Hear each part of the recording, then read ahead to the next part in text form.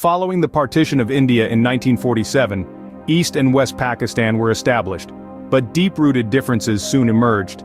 East Pakistan, comprising predominantly Bengali population, faced marginalization and unequal treatment compared to the dominant West Pakistan.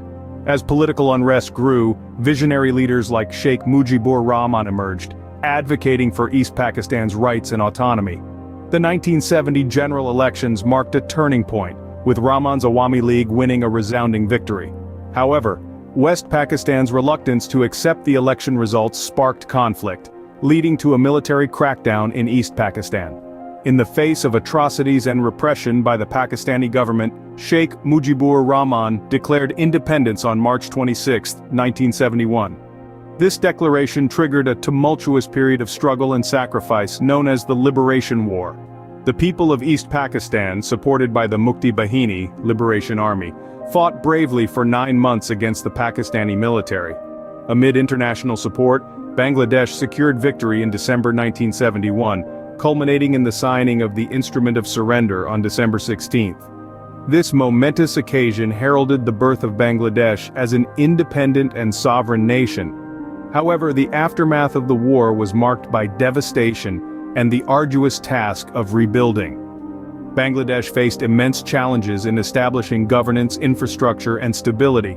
Yet, with unwavering resilience and determination, the Bangladeshi people embarked on the journey of reconstruction, exemplifying the triumph of the human spirit over adversity. The journey of Bangladesh was not without its challenges. In the wake of independence, the country faced a multitude of trials, from devastating natural disasters to a bleak socio-economic state. These calamities, both natural and man-made, left Bangladesh in a state of perceived hopelessness, with outsiders casting a pessimistic eye on its future. To address the fate of properties formerly owned by Pakistani elites, the government rapidly nationalized over 700 firms. This move, intended to bolster state power, eventually led to state ownership of most industries and sectors. However, under poor management, the state-controlled economy floundered. Within 3 years, industrial output plummeted, agricultural productivity dropped drastically, and inflation soared to 400%. Catastrophic floods in 1974 compounded the crisis, resulting in widespread starvation due to food shortages exacerbated by corruption within the government's rationing system. Sheikh Mujibur Rahman's rule gradually transformed Bangladesh into a one-party totalitarian state, eventually culminating in his assassination in 1975. General Ziaur Rahman, commonly known as Zia, rose to power in Bangladesh after the assassination of Sheikh Mujibur Rahman, the founding father of the nation, and several of his family members in a military coup in August 1975. Following the turmoil after Mujibur Rahman's death, Bangladesh experienced political instability and multiple coups. Zia's leadership was characterized by a departure from the socialist policies of the previous government.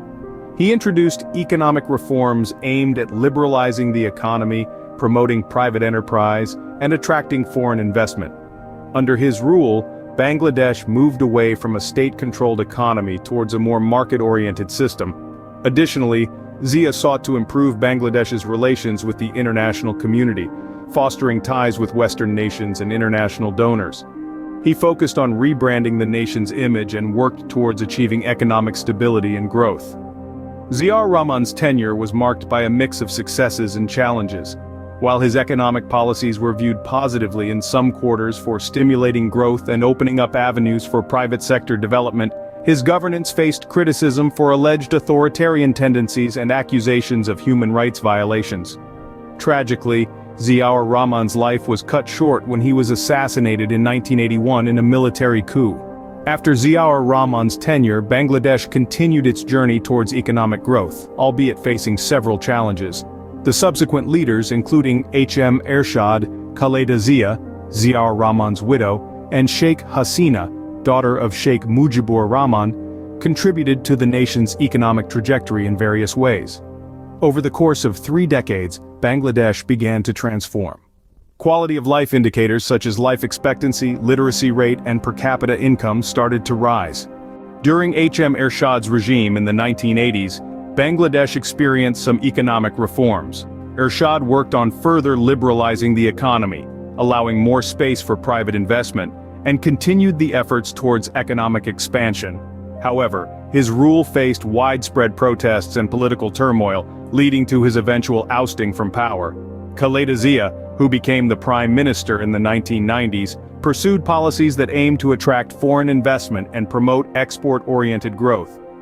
During her tenure, Bangladesh's garment industry in particular saw significant expansion, becoming a crucial contributor to the country's economy. The focus on garment exports, supported by preferential trade agreements and the availability of cheap labor, propelled Bangladesh to become one of the world's largest garment exporters.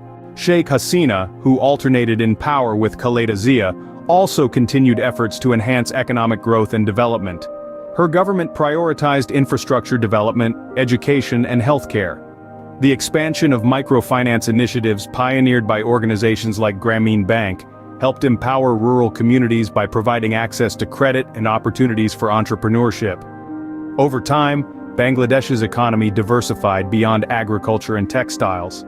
Industries like pharmaceuticals, information technology, and services started gaining momentum. The country also focused on harnessing its demographic dividend, investing in skill development and education to leverage its youthful workforce. Moreover, remittances from Bangladeshi workers employed abroad became a significant source of foreign currency inflow. The money sent back by expatriates helped boost the economy and supported the livelihoods of families in Bangladesh. However, the real game changer was the ascension of the garment industry. What started as a handful of factories in the late 70s exploded into an industry that now accounts for over 80% of the nation's export earnings.